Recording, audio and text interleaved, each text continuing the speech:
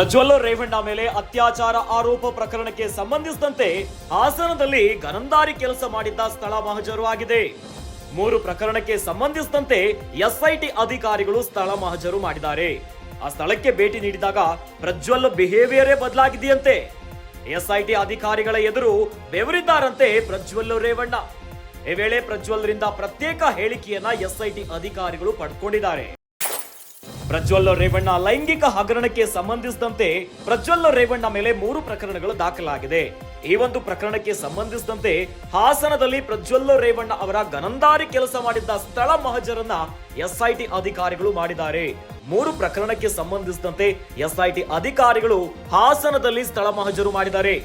ಆ ಸ್ಥಳಕ್ಕೆ ಭೇಟಿ ನೀಡಿದಾಗ ಪ್ರಜ್ವಲ್ ಬಿಹೇವಿಯರ್ ಬದಲಾಗಿದೆಯಂತೆ. ಎಸ್ಐಟಿ ಅಧಿಕಾರಿಗಳ ಎದುರು ಪ್ರಜ್ವಲ್ ರೇವಣ್ಣ ಬೆವರ್ಲಿಕ್ಕೆ ಶುರು ಮಾಡಿದ್ರಂತೆ.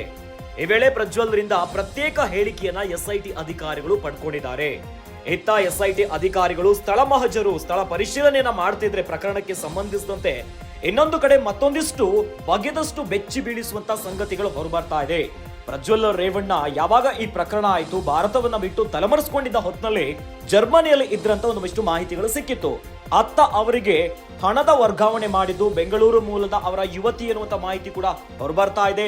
ಇನ್ನು ಎಸ್ಐಟಿ ಅಧಿಕಾರಿಗಳು ಬೆಂಗಳೂರು ಮೂಲದ ಯುವತಿಗೆ ಕೂಡ ನೋಟಿಸ್ ಅನ್ನ ನೀಡಿದ್ದಾರೆ.